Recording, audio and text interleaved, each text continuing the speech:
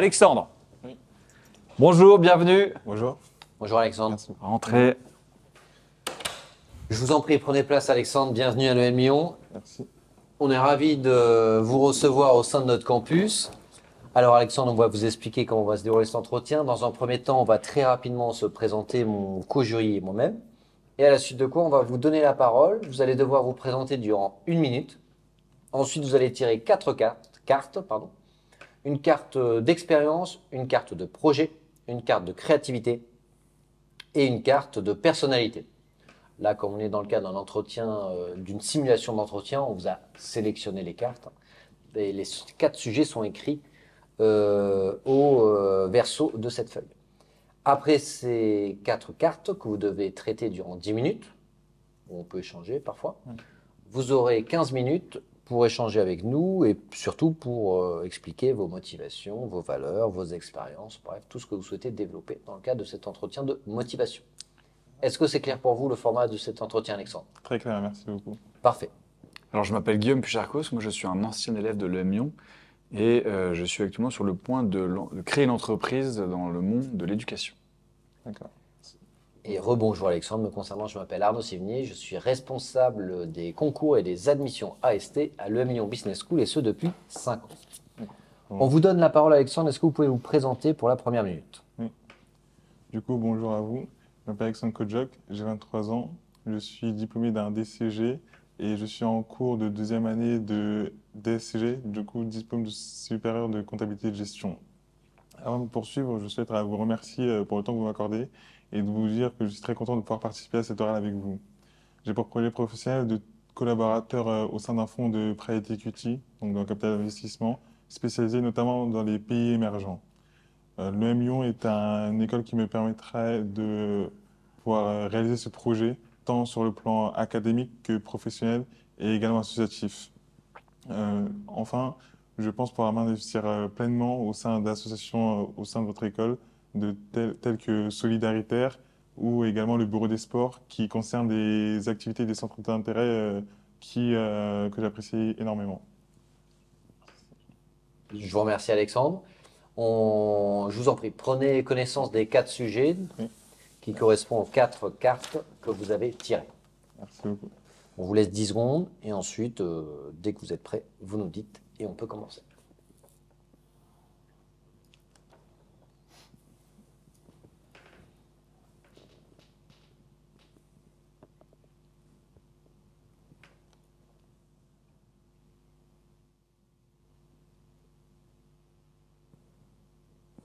Est-ce que vous arrivez à bien nous relire, Alexandre? Oui. Comme on les a écrits à la main, les sujets, c'est bon? Oui, vous avez écrit très bien et j'ai réussi à comprendre toutes les questions et je suis prêt Parfait. du coup à y répondre. Alors, je vous en prie, Alexandre, quelle est la première carte que vous avez décidé de traiter? Oui, du coup j'ai décidé de traiter la carte numéro 1. Est-ce que vous pouvez lire l'intitulé et à vitesse normale pour que tout le monde comprenne bien? Comment procéderiez-vous pour convaincre votre banquier d'investir dans le projet de votre vie? Alors, j'ai pour projet dans ma vie de pouvoir réaliser et de créer un fonds de private equity de type impact, c'est-à-dire un fonds qui serait focalisé notamment dans des pays émergents et dans des secteurs de type énergie renouvelable, de type infrastructure. C'est un projet du coup qui me tient et c'est en ce sens que j'ai axé mon parcours notamment académique par le fait notamment d'avoir été en DCG, DSCG, du coup d'avoir fait des expertises comptables. J'ai pu à travers cette filière réaliser des expériences dans le cabinet de conseil KPMG, donc du coup qui est une société à mission. C'est très important pour moi et je sais également que l'EM Lyon est l'une des seules écoles de commerce en France à être sous cette forme juridique. Donc gage de valeurs qui nous sont communes. Je pense que du coup pour convaincre un banquier, je lui d'abord expliquerai si j'étais diplômé de l'EM Lyon de la formation académique reconnue et exigeante et reconnue que m'a fourni du coup ce diplôme de l'EM Lyon Business School. Le fait que j'ai pu, je me suis associé, je me serais notamment associé sûrement avec un de mes amis et camarades de classe rencontrés lors de mon master. Je pense peut-être à travers des associations, car l'EM Lyon est une école qui dispose de plusieurs associations telles que Solidaritaire, une association qui est du coup qui fait un parallèle avec l'association que j'ai pu créer au cours de mon expérience. Donc ABGFA, une société, une association qui aide, qui récolte des fonds pour aider les gens et notamment les enfants dans mon village d'origine, au Cameroun, celui de mes grands-parents, que j'ai créé et confondé avec mes frères. Hum, et je expliquerai également aux banquiers que que ce projet est mûrement réfléchi et qu'il porte des valeurs auxquelles j'ai pu notamment euh, des valeurs auxquelles j'ai pu notamment acquérir, non seulement de par mes expériences professionnelles, donc au judo, des valeurs d'humilité, d'intégrité, et également une solide expertise grâce à l'incubateur que le M Lyon propose et qui a notamment permis d'aider plus de 50 startups à ce jour. Maintenant, après avoir répondu à cette première question, je passe à la seconde. À la deuxième, parlez-nous d'une expérience où vous avez innové. Du coup, lors de mon association que j'ai pu créer, j'ai innové le concept de la tontine. Donc, la tontine est un système financier qui est assez présent dans les pays africains et notamment sur l'Afrique subsaharienne. Et c'est une pratique que mes ancêtres pratiquent. Du coup, le système est que on réunit à chaque fois, chaque mois, en tout cas de façon périodique, de l'argent. Chaque mois, on collecte de l'argent et ensuite, il en fait du coup ce que bon lui ce que bon lui semble. Donc, que ça peut être pour un projet professionnel ou pour acheter une voiture ou pour faire tuer pour les enfants. Et moi, j'ai essayé de reprendre ce concept, mais en transformant et d'affirmer plutôt ce concept et de rediriger vers l'associatif. Après la crise du Covid, la région de l'Ouest du Cameroun a été également impactée. Et après une visite là-bas, je me suis rendu compte qu'il manquait beaucoup d'infrastructures, qu'il manquait également des fournitures scolaires pour les enfants. Et j'ai, à travers cette association et mon entourage proche, pu récolter des fonds et pour les aider et pour les aider au niveau social et environnemental. Et c'est un projet également que j'aimerais poursuivre au niveau professionnel, donc travailler dans un fonds qui serait du coup spécialisé dans ce type d'investissement. Pour la troisième question, elle est si vous deviez passer un jour dans la vie d'une personne, laquelle et pourquoi? Alors, je choisirais comme personne Laure Manodou, parce que Laure Manodou, c'est une nageuse, donc du coup une championne de natation. Et j'ai également pratiqué plusieurs sports dans ma vie, et le judo et la natation, sport que je pratique, que j'aime beaucoup. Et je reconnais en Laure Manodou au niveau du mécénat, du, euh, euh, Excuse-moi. au niveau du mécénat, c'est une personne qui est assez impliquée. Et également, la natation permet d'avoir comme valeur le dépassement de soi, une qualité que j'apprécie beaucoup. J'ai pu également pratiquer cette qualité lors de mes années de piano et de guitare dans des conservatoires où j'ai pu faire des mini-concertos. Et c'est ce que j'aime beaucoup dans cette personne. Et Laure Manodou est également une personne qui qui a su se faire connaître de par du coup, son dépassement de soi et ses valeurs que auxquelles j'adhère et auxquelles le M Lyon est aussi sensible. Parfait. Pour la dernière question, quelle qualité préférez-vous chez votre meilleur ami? Alors, la qualité que je préfère chez lui, c'est notamment son esprit d'équipe. Parce que c'est mon meilleur ami, j'ai rencontré du coup sur les tatamis du judo. Et on a pu s'entraîner ensemble, nous avons pu faire des compétitions ensemble. Et on s'est toujours aidé dans telle ou telle situation. Et je pense que cet esprit d'équipe, je peux le retrouver également à l'EM Lyon, puisque à travers notamment des associations et des associations du réseau alumni. Au sein de mon attente, j'ai pu rencontrer plusieurs personnes qui travaillaient, qui ont été diplômées de l'EM Lyon et qui travaillent chez KPMG. On m'expliquait que le réseau d'alumni était c'était quelque chose qui était très marqué au niveau du Career Center, qu'il y avait énormément d'entraide. Et du coup, c'est cet esprit d'équipe qui est la qualité que j'apprécie le plus chez mon meilleur ami. Très bien. Je vous remercie Alexandre. Mm. Et vous concernant, quelles sont vos trois principales qualités? Et alors, me concernant, je pense être quelqu'un qui est rigoureux. Mhm. Rigoureux dans le sens où, à travers mes expériences, on m'a appris du coup la rigueur. On m'a appris comment réaliser certaines tâches de façon responsable et de façon sérieuse, que ce soit en comptabilité ou en audit et transaction services. Mhm. C'est également une qualité que j'ai pu acquérir lors de mon association, car au niveau de la responsabilité, il y avait des choses que nous avons dû faire pour pouvoir amener à bien ce projet. Mhm. Deuxième qualité? Deuxième qualité, je dirais j'ai également un esprit d'équipe. Mhm. Troisième qualité? Ça serait la persévérance. Vous pouvez illustrer, pardon, la persévérance?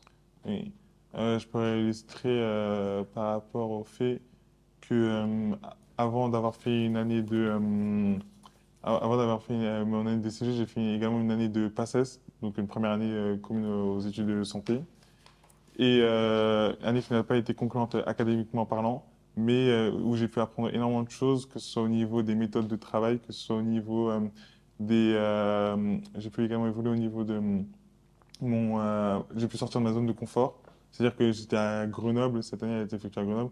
Du coup, j'ai dû quitter le cocon familial, c'est la première fois que je quittais la ville de Paris. Et je suis m'adapter à cet nouvel environnement. Ça m'a également appris des méthodes de travail, des capacités d'apprentissage assez intenses au vu de l'année que je devais préparer du coup. Et est-ce que le fait de quitter Paris pour aller à Grenoble, c'est quelque chose qui vous a perturbé sur le plan personnel, sur le plan de la concentration pour les études? Parce que vous avez fait qu'une année là-bas. Oui, je dirais plutôt que non, car c'est peut-être plutôt enrichissant, une expérience assez enrichissante. J'aime beaucoup découvrir de nouvelles choses, voyager, je suis assez curieux.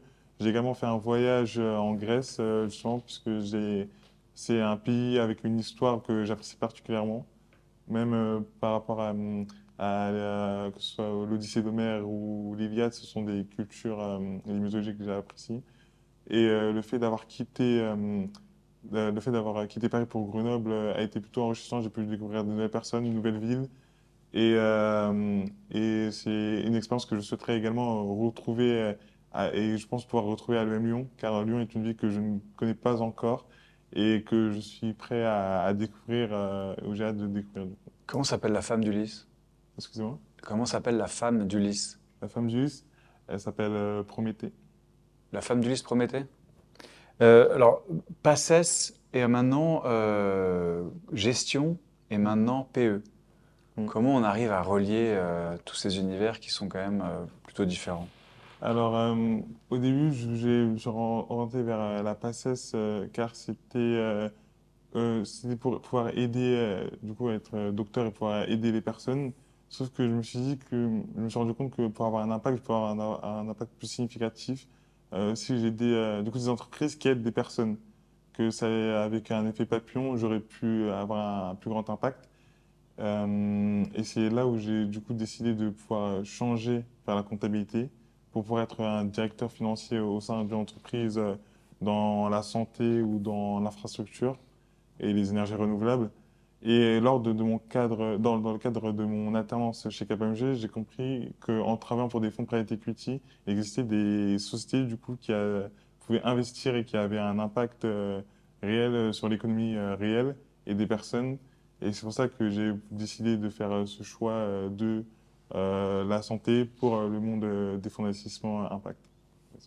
Vous dites que vous souhaitez créer votre fonds dans les pays émergents, c'est bien ça? Oui, tout à fait. Est-ce qu'il y a une zone géographique qui vous attire plus qu'une autre? Ça serait l'Afrique subsaharienne et plus particulièrement le golfe de Guinée, c'est-à-dire les Mhm. pays de type Cameroun, Nigeria, Bénin, puisque lors de mon association, je voyage dans ce pays, notamment au Cameroun. Du coup, je suis confronté au terrain. J'ai une certaine expertise et également de par ma double culture, car c'est le pays d'origine de mes parents et grands-parents. Donc, je vois un peu les enjeux qu'il y a là-bas et je pense pouvoir apporter du coup en liant cette expertise de par mon côté familial, associatif et ensuite professionnel, pouvoir avoir un impact et c'est pour ça que je choisis principalement cette région. Quelle est la différence entre le private equity et le venture capital? Euh, le venture capital, ça serait un pendant du private equity, mais de façon beaucoup plus tôt dans on va dire dans la maturité de l'entreprise. Du coup, ça serait un investissement qui serait fait peut-être, je dirais, enfin, qui est généralement fait 1 ou 2 années après la création d'entreprise et qui est vraiment là pour accompagner les dirigeants, les nouveaux dirigeants, alors que le private equity est un peu plus sur du moyen terme, entre des investissements entre 5 et 7 ans, pour des entreprises qui sont déjà matures et qui ont vraiment besoin plutôt de ce financement pour la croissance externe, la croissance organique ensemble, en fonction de leurs besoins. Et alors, comment vous allez sélectionner une bonne idée? Comment vous allez repérer une bonne idée dans laquelle investir? Ça serait si cette idée colle à la réalité du coup et aux besoins de ces personnes. C'est-à-dire que ce serait dans des fonds qui investissent, je pense notamment à Amétis ou Proparco, ou également Afrique Invest, qui sont des fonds qui sont spécialisés enfin, dans cette zone géographique, et des fonds qui font ce bridge entre l'Europe et l'Afrique et qui ont su déjà investir de l'argent dans des idées qui ont pu fonctionner. Et je choisirais une idée en fonction, oui, si elle répond aux besoins des populations locales. Et Mais vous voulez faire de l'entrepreneuriat social ou votre objectif quand même c'est de faire le maximum de bénéfices, de plus-value, etc. non, ce serait plutôt au niveau social. Ce serait plutôt au niveau social que j'axe ce projet professionnel. Alors pourquoi pas faire de l'humanitaire dans ce cas-là? J'en ai fait également durant l'association, enfin avec la Croix-Rouge. J'ai fait un peu d'humanitaire. Mais l'humanitaire, ça a pas l'humanitaire, c'est un impact qui est plutôt, qui n'est pas financier, mais qui est vraiment, qui est vraiment très proche. Et je préférais avoir un impact sur un domaine que je connaissais un peu plus, donc au niveau de la finance, de par mes expériences. Et c'est pour ça que je choisis plutôt dans un fonds de private equity que de faire de l'humanitaire au sein d'une ONG. Est-ce que vous pouvez nous expliquer pourquoi ça n'a pas fonctionné en passe? On passe. Oui. Je pense que c'est au niveau de la sélection, puisque mes notes n'étaient pas mauvaises, mais comme il y a un numerus clausus, du coup les places sont assez limitées et je n'ai pas fait partie du coup des. Et alors pourquoi? Qu'est-ce qui a manqué selon vous? Quelle a été la... Si vous deviez aujourd'hui observer les raisons pour lesquelles vous n'avez pas eu les notes suffisantes, pour vous, ce Ça c'est serait... le constat. Hmm. Et quelles en sont les causes selon vous? Est-ce que c'est un manque de passion? Est-ce que c'est trop technique, trop mathématisé pour Est-ce qu'il vous? y avait trop de travail? C'était Est-ce que trop c'est une question intense? d'organisation? Est-ce que c'était simplement quelque chose qui vous motivait pas assez? Peu importe la raison. Non, c'était quelque chose. Enfin, c'était au cours de l'année, je me suis rendu compte que finalement, j'avais pas totalement épanoui en réalisant, du coup, en réalisant ce projet, donc de devenir docteur, et que j'ai beaucoup plus épanoui en étant justement dans un fonds de private equity par rapport à la cohérence que ça avait avec mon parcours et par rapport à l'image que moi j'avais du coup, avoir un impact social et durable. Vous connaissez déjà des fonds de private equity en Afrique subsaharienne? Ah oui, j'en connais quelques-uns. Je m'intéresse. Vous pouvez m'en citer un ou deux Quelle est la valo de leurs investissements et un exemple de deal, par exemple? Et, récemment, l'année dernière, il y a par exemple des trois fonds de private equity, donc Proparco, qui est une société de AFD, donc l'Association française de développement, Mhm. ainsi que Ametis, du coup, qui est la filiale private equity spécialisée en Afrique subsaharienne de Rothschild & Co et Afrique Invest, qui est donc un fonds private equity africain, qui ont investi au sein de Netis, qui est une boîte dans la télécommunication et dans les énergies renouvelables au Maroc et qui est implanté dans plusieurs pays au sein de l'Afrique, donc que ce soit Afrique du Nord ou Afrique subsaharienne, et qui a permis de développer de la fibre optique, des tours de télécommunication et de pouvoir gérer l'énergie de façon beaucoup plus durable qu'elle n'était auparavant dans ces pays. Je- Juste une question, sauf erreur de ma part, vous m'avez dit en santé pour vous, non? C'est pas des fonds à impact dans la santé? Peut-être j'ai mal entendu à un moment donné. Excusez-moi. Vous vouliez travailler pour un fonds de private equity à impact. Oui. Est-ce que c'était dans le secteur de la santé ou j'ai peut-être mal entendu à un moment donné? Énergie renouvelable, Énergie Énergie infrastructure. renouvelable. Ok, pardon. Infrastructure. Ok, autant pour moi. Je retire ma question. Quelles sont les trois qualités, selon vous, nécessaires pour être un bon analyste en private equity à court terme? À court terme, je pense que les trois qualités qui seraient requises, ce serait d'abord l'esprit d'équipe, car Ouais. c'est un métier qui se fait en équipe, c'est un investissement. Et donc, c'est des métiers assez exigeants. Et s'il n'y a pas une bonne cohésion au sein de l'équipe, le travail deviendrait un peu plus pénible. L'esprit d'équipe, j'ai pu le développer notamment en audit, car des missions généralement de une semaine, 2 semaines, où on change régulièrement Hmm. de collègues. Et ça m'a permis une certaine adaptabilité en fonction des équipes, des personnes, des personnalités. Je dirais qu'une deuxième qualité, ça serait la rigueur, car ce sont des métiers assez Hmm. exigeants. Je peux deviner la troisième, c'est la persévérance, non? Pas Et la ça. troisième qualité nécessaire, c'est la persévérance, que là, vous êtes en train de matcher les trois qualités du poste avec vos trois propres qualités, quoi. J'aurais plutôt dit en troisième qualité que ça serait l'esprit et la capacité d'analyse et l'esprit critique. Hmm. Alors, vous faites du judo, Oui. c'est ça? Donc, vous direz que vous êtes quelqu'un de plutôt violent, du coup? Du tout, car le judo donc, est un sport qui a été créé par Jigoro Kano et c'est un sport qui est plutôt axé justement dans des valeurs telles que la défense, telles que l'intégrité et l'humilité. C'est pas un sport qui a vocation à attaquer, mais plutôt à se défendre, à défendre les personnes. Et c'est pour ça que j'ai choisi également ce sport et que mes parents ont également choisi ce sport car c'est un sport qui transmet des valeurs que je trouve très importantes pour nous. Et je sais également que à l'EM Lyon, ce sont des valeurs qui sont partagées. Je pense notamment à, par exemple, la chaire innovation et respect de l'environnement durable que vous avez avec Groupama.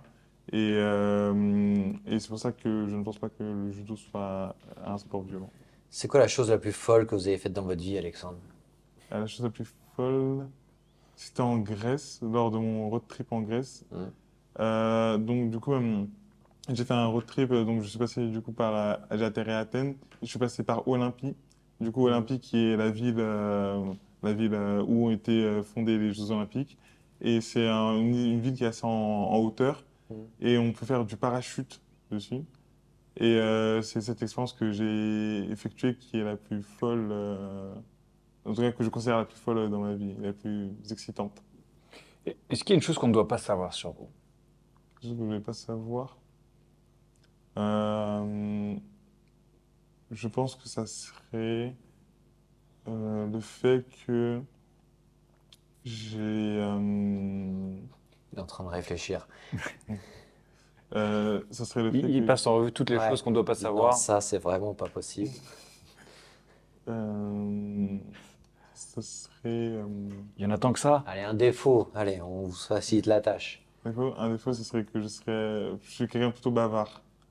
Ah oui? C'est un défaut, ça, vraiment? Euh, Vous êtes bavard? Selon mes bulletins scolaires, la bavardise, en commentaire, j'avais souvent Mhm. étudiant bavard. Est-ce qu'il y a une question que vous ne souhaitez absolument pas qu'on vous pose? Euh, Ce serait pourquoi avoir attendu le M2 pour pouvoir postuler au programme en école? Ben, c'est une très bonne question, Alexandre. Vous avez bien fait de soulever ce point. Alexandre, je vois que vous êtes en M2 cette année. Pourquoi ne pas avoir fait un MS? Puisque je me suis intéressé du coup au programme à l'école de M Lyon Business School et j'ai compris que au sein du programme Grande École, il n'était pas possible de faire un MSI en parallèle du programme Grande École, un MSI en finance pour le M Lyon, car les cours qui sont dispensés au MSI sont exactement les mêmes cours que pour le PGE, dans le cadre du PGE. Du coup, le PGE me permettrait d'avoir non seulement les cours du MSI, mais en plus toute la dimension managériale de management et également des cours des cours ADN que l'EM Lyon propose que je n'ai pas eu que je n'ai pas eu encore le temps lors de mon de mon cursus scolaire et à travers la vie associative qui est assez développée également lors du programme en école. C'est pour ces raisons que je souhaiterais plus intégrer le programme en école que la MSc in Finance. C'est bon pour moi. Ok. Est-ce que vous souhaitez rajouter un dernier point, nous poser une question, mentionner une chose qui vous semble essentielle pour nous de savoir avant de clôturer cet entretien? J'ai compris que du coup vous étiez également un ancien de l'EM Lyon Très juste. et j'aurais aimé savoir ce qui vous a le plus marqué du coup au sein de cette école.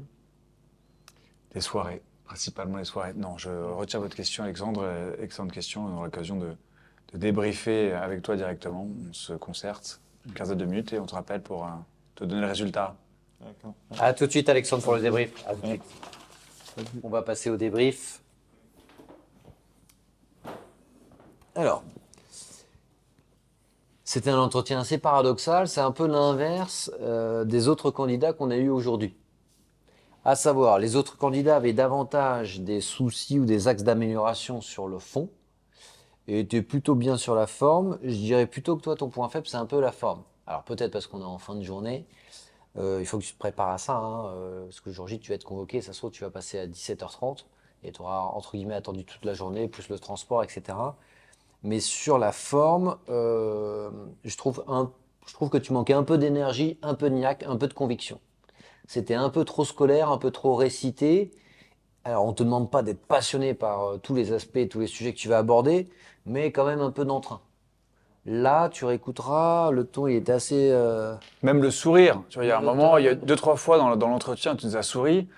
D'un coup, en fait, ça met de la vie dans Ouais. l'entretien. C'est agréable. Donc, il faut vraiment que tu sois dynamique, l'envie de nous parler. En fait, l'idée, c'est, admettons que ton jury ait passé une journée à faire passer des euros, c'est possible, Ce qui est notre cas. ce qui était notre cas d'ailleurs, que tu sois le 10e candidat de la journée, et là, en fait, c'est toi qui vas être leur tasse de café, quoi.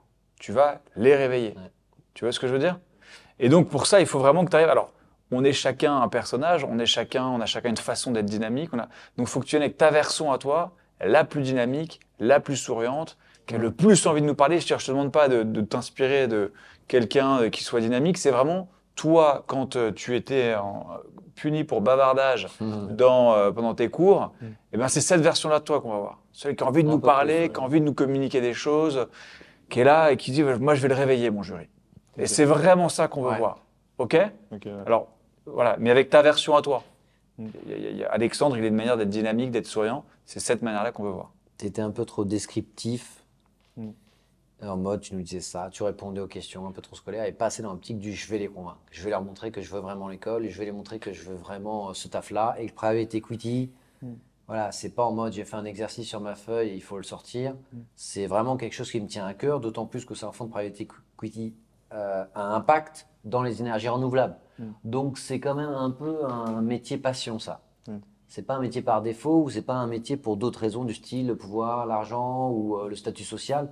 C'est vraiment quelque chose qui normalement te tient à cœur, d'autant plus pour la zone Afrique subsaharienne, Guinée et Cameroun, qui est le pays dont tu es originaire. Donc il y a un peu d'affect, on l'a pas assez senti, je trouve. Il faut installer une conversation avec ton jury. D'accord? En fait, c'est pas juste je réponds à des questions et j'essaie de bien répondre. C'est je réponds à des questions en essayant de communiquer avec mon jury de telle manière à ce qu'il rebondisse sur les propos que je suis en train de tenir. D'accord. Donc c'est vraiment important de pas vivre ça comme un interrogatoire, mais de vivre ça vraiment comme un échange. Ok. D'accord? Et peut-être que ça peut t'aider justement à trouver le bon rythme et un meilleur positionnement vis-à-vis de l'attitude à adopter. Ok. Ouais. Merci. Oui. Ensuite, par rapport au format. Par rapport au format des 4 questions, il est très important qu'en début d'entretien, après ta première minute de présentation, on y reviendra, tu demandes à mettre ta montre sur le coin de la table ou un chronomètre sur ton téléphone pour pouvoir gérer ton temps. Là, si je te demande combien de temps tu as mis sur tes 4 questions, on ne t'a quasiment pas interrompu, donc il n'y a pas eu d'échange. Est-ce que tu sais si tu as mis 6, 8, 10 minutes, 9, 7? Combien de temps tu as mis à ton avis? Si tu as dépassé. Ce qui est passé, je pense que j'ai fait dans la presse. Quand je vois 7 minutes, j'ai. Tu as fait 7 minutes 30. En d'autres termes, le format de l'entretien n'est pas respecté. Quand c'est comme ça, il y a un malus, tu perds 1 à 2 points. Donc il est fondamental que tu mettes ton téléphone en coin de table. Mais en fait, si tu vois qu'à la deuxième question, quand tu es en train de conclure la deuxième question, tu commences à peine la 4e minute, tu dis oulala, 4 minutes pour 2 questions, il m'en reste encore 2, il va falloir que j'étienne un petit peu et que je fasse des liens. Je peux sortir mon téléphone du coup et le mettre sur le Tu côté. demandes, tu dis monsieur et madame les jurés ou monsieur les jurés ou madame les jurés, est-ce qu'il est possible pour la deuxième partie de cet entretien de mettre ma montre sur le coin de la table pour bien gérer mon temps? À 99%, ils vont te dire oui. Garde en tête que sur les 4 questions, il y en aura peut-être une qui t'inspirera un peu moins. Mm. T'es pas obligé de faire 2 minutes 30 par question. Mm. Donc tu peux tout à fait dire, il y a une question qui m'inspire, je vais passer un peu de temps dessus, 3-4 minutes. Sur celle d'après, pareil, de telle manière que celle qui m'inspire pas, j'ai que 1 minute 30 secondes dessus. Donc ça va être à toi aussi d'adapter par rapport à l'inspiration que tu as, par rapport aux questions posées. Sachant que la première, on a l'habitude de dire que c'est souvent le projet pro, comme ça, d'entrée de jeu, tu dis pourquoi tu es là, comment l'école va t'aider, et ce que toi tu feras pour l'école. D'accord. La première question, comment vous adresserez le à banquier. un banquier s'il devait investir dans le projet de votre vie? Tu as fait la transition vers le projet professionnel, c'était évidemment la transition qu'il fallait faire, mais le projet pro, là, tu l'as clairement pas développé. Fonds de private equity, impact, énergie renouvelable, dans les pays en voie de développement, et ensuite, ciao, tu as fait un peu de M Lyon avec la société à mission, la formation reconnue, l'association avec un ami, l'association solidaritaire. Tu nous as un peu fait un fourre-tout. Tu Ouais. nous as dit, bah là, je lâche tout de manière très synthétique, ce qui fait qu'ensuite, il restait pas tant de choses, entre guillemets, à dire sur les questions 2, 3, 4, parce que tu as tout lâché au début de manière très synthétique, donc en fait, tu as un peu le désavantage d'avoir tout lâché et sans développer. Donc j'aurais préféré que cette première, qui était une question clairement de projet, tu développes bien ton projet pro. Quelle zone? Pourquoi? Qu'est-ce qu'un fonds de private equity à impact? Pourquoi les énergies renouvelables? Est-ce qu'il y a d'autres fonds qui t'inspirent ou tu pourrais t'en servir en tant qu'exemple? Ou est-ce qu'il y a d'autres fonds au contraire que tu souhaites te différencier par rapport à eux? J'aurais préféré que tu passes 2 à 3 minutes sur ton projet pro seul et l'assaut, l'école, pour moi, c'était dans une autre question. Là, tu as fait un fourre-tout, tu as tout bâclé en fait. Peut-être pour t'aider, c'est une question, une thématique. Mm. Là, le projet pro, quelle est la thématique? Le projet pro, c'est je vais parler de mon projet pro, pourquoi je voulais le faire, et de l'école. Une fois que j'ai dit ça, en fait, j'ai répondu à la question. Ensuite, je vais pouvoir passer à une deuxième question où je vais pouvoir aborder notamment solidaritaire, cette dimension caritative, associative qui te définit. Parce que la question 2, c'est dans quelle expérience tu as innové. Tu nous parles du fait que tu as créé une association. La tontine. Tu dis, en fait, c'était ta porte d'entrée vers l'école. Ensuite, asso solidaritaire, et tu développes les valeurs de l'Union, etc. Mais en fait, tu avais déjà utilisé cette cartouche auparavant, dans la question 1. Donc, tu ne pouvais pas le remettre dans la question 2 à 1 minute d'intervalle, tu vois. Donc, comme te l'a dit Guillaume, une question, une thématique. Et projet pro, l'école ou tes expériences. Et quand tu abordes un sujet, plutôt que de vouloir tout passer en revue comme ça, dire moi j'ai tout dit, maintenant je suis débarrassé du problème, moi j'ai tout ce que j'ai dit, et puis maintenant je peux revenir dessus, c'est si tu abordes un sujet dans les questions, tu dois le développer tout seul. Ton jury ne va pas forcément te poser une question. Donc, comment le développer? C'est du storytelling. Le storytelling, c'est quoi? C'est la petite histoire qui fait la grande. Donc, je vais raconter une histoire, une anecdote qui va me permettre d'illustrer et de mettre le jury en condition pour qu'il puisse se représenter ce qui est en train de se passer. Donc typiquement, pour le PE, tu aurais dû nous expliquer d'où ça venait, pourquoi tu voulais le faire, les premières expériences, peut-être le lien entre la compta, qui n'est pas évident, hein, entre la compta et le PE, pourquoi c'était important pour toi de prendre cette direction-là. Voilà, nous embarquer avec toi dans ton voyage professionnel. Pourquoi tu arrivais à cet endroit-là. La compta, c'est l'aspect rigueur, comptabilité analytique, appétence pour les chiffres et les stats. OK. Après, tu aurais pu être expert comptable, directeur, DAF, directeur administratif et financier, ou en private equity, ou en M&A, etc. En gros, c'est le fil rouge qui relie un peu tous ces segments, tous ces secteurs.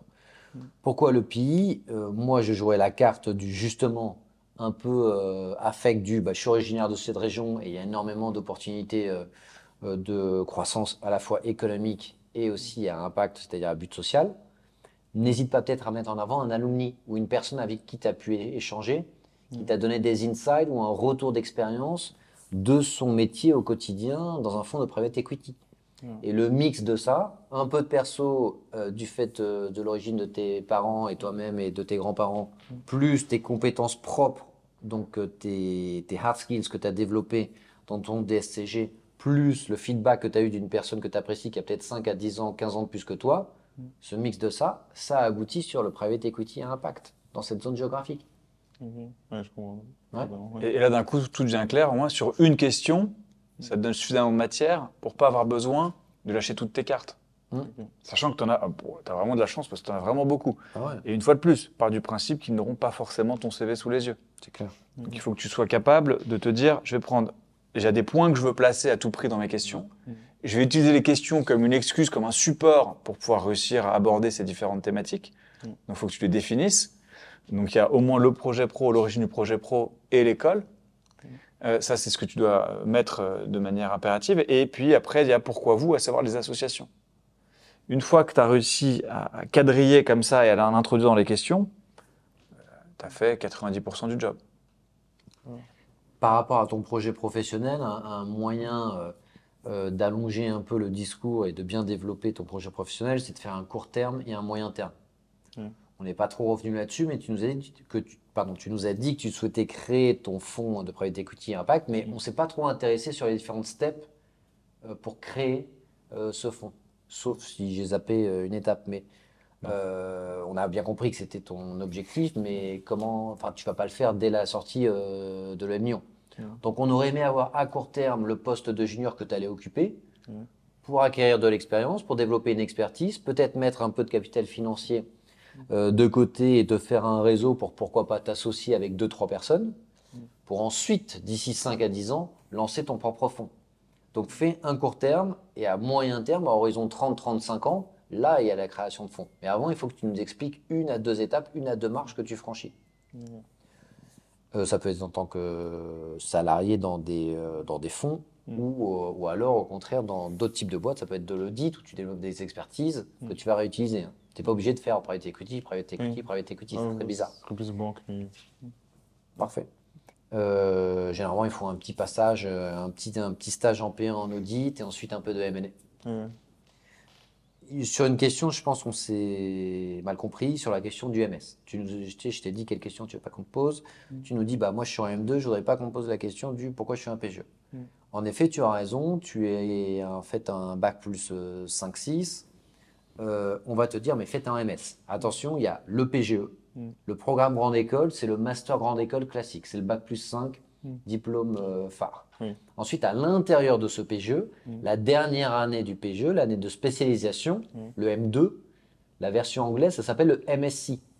Et comme maintenant les écoles de management sont des écoles internationales, tu as le master grande école, dernière année, le MSc, en gros franco-anglais, ce qui vous donne un double diplôme.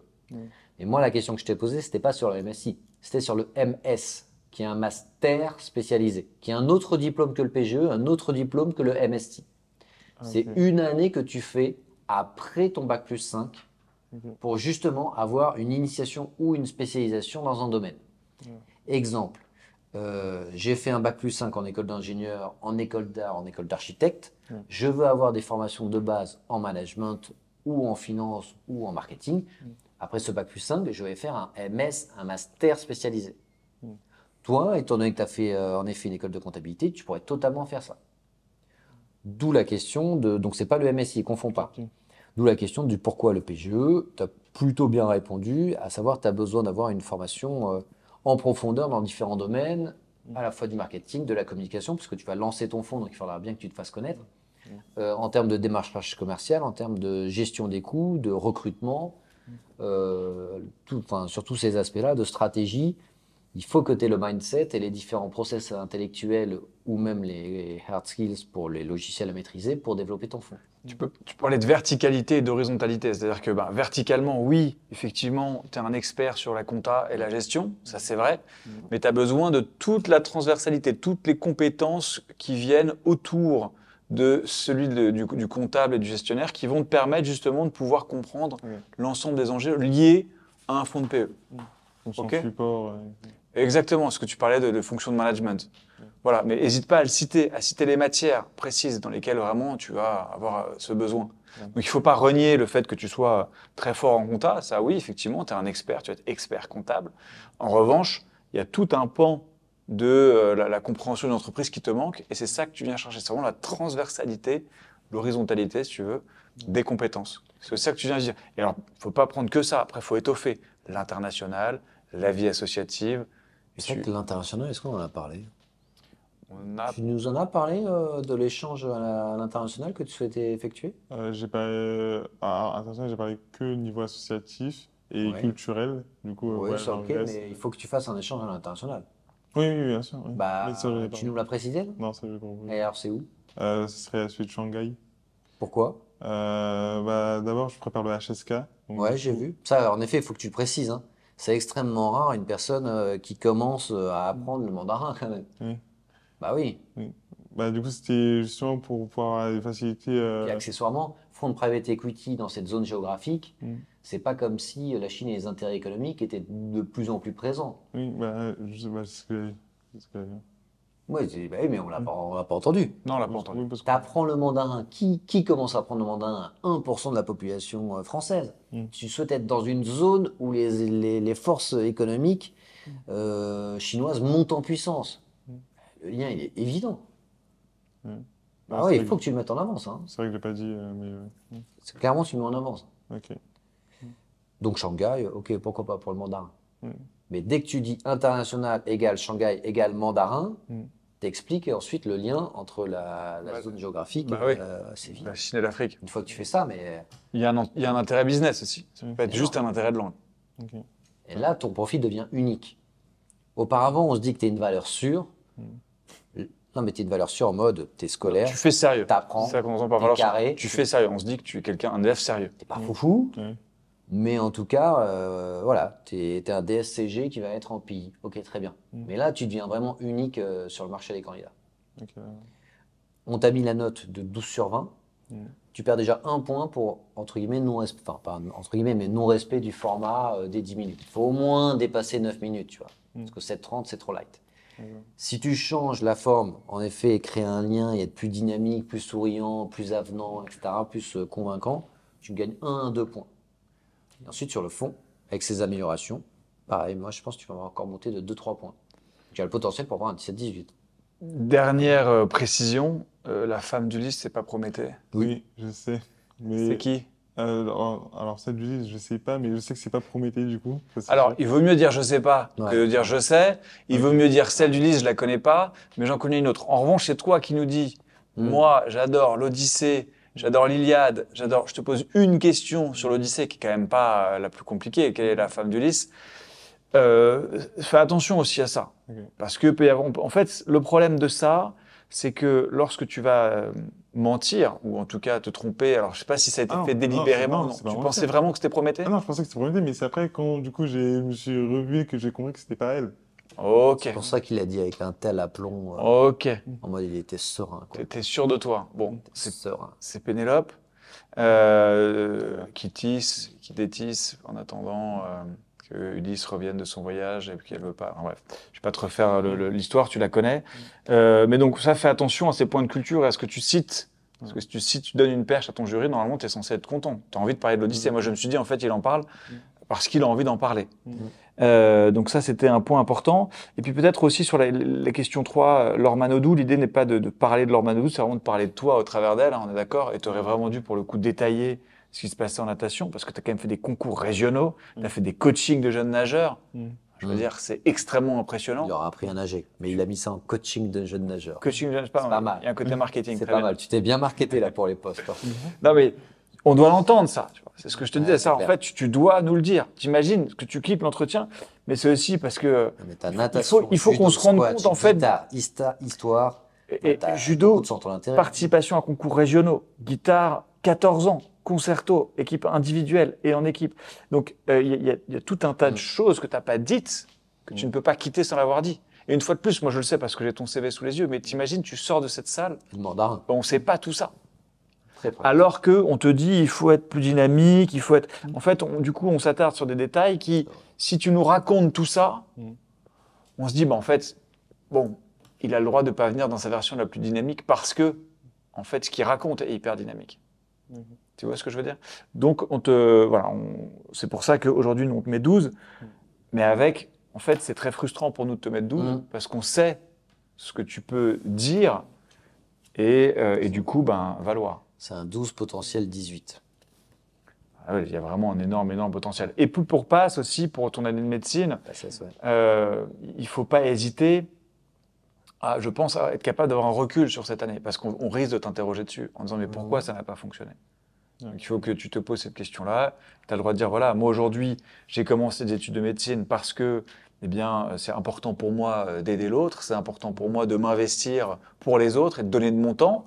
Et c'est ce que j'ai pu faire à travers mes différents investissements. Et je me suis rendu compte qu'en fait, c'était pas en étant médecin que j'y parviendrais et que je serais le plus utile, puisque c'était pas forcément des études aujourd'hui qui me plaisaient. Tout simplement. Que je me suis rendu compte qu'en fait, j'avais envie d'aider, mais d'une autre manière. Moi, tu vois, j'avais fait la version plus académique qui est j'ai le goût des sciences, j'ai le goût des mathématiques et je pensais que c'était la filière qui correspondait le plus à ça. Et je me suis rendu compte que certes, j'avais toujours cette appétence pour les mathématiques, mais que c'était pas le domaine dans lequel je souhaitais l'appliquer. Tu vois, en fait, il y a plein de manières de justifier. Il n'y a pas une bonne réponse, tu vois. On t'en a fait deux et différentes en live, tu vois. C'est bon pour toi? Tu as des C'est questions? good, Alexandre? Oui, non, du coup, on a répondu pour le temps, parce que c'est vrai que le temps des 4 questions, c'est vrai que je savais pas trop. Mais du coup, je comprends que je peux avoir un Il le faut. Et t'envoies même un signal négatif si tu ne le fais pas. Nous, quand on est juré en école avec Guillaume, donc juré officiel, hein, pas là à l'entraînement en prépa, quand il y a des épreuves où le chronomètre est nécessaire, un candidat qui ne le demande pas, on sait déjà qu'il y a peu de chances qu'il respecte le temps. Alors, pour la minute, ça c'est clair que non. Tu ne demandes pas à mettre le chrono pour une minute. Ça, c'est censé l'avoir apprise. C'est une minute, ça va. Mais pour les 10 minutes, évidemment, là, c'est très compliqué de savoir si c'était à 8,20 ou à 10,48. Donc, non, il faut absolument le poser. Donc là, les prochaines étapes, c'est réécouter le débrief qu'on a enregistré, revisionner la vidéo après avoir écouté le débrief. Ça te permettra en fait de regarder ton entretien avec un regard critique en disant bah tiens, c'est vrai que je remarque les mêmes choses qu'on m'a dites et donc de pouvoir en tirer les bonnes conclusions. Et ensuite, avec la feuille que je te donne, allez voir Arnaud qui est à ma droite, donc du coup quand il sera dans le coach center, exactement, pour lui dire voilà, on m'a demandé de tous ces points-là, comment je fais. D'accord. Ok? Ok, super. C'est good pour toi, Alexandre? Good. Merci beaucoup. À vous. Allez, bonne soirée, Alexandre. Merci vous également. Salut, à bientôt, Alexandre.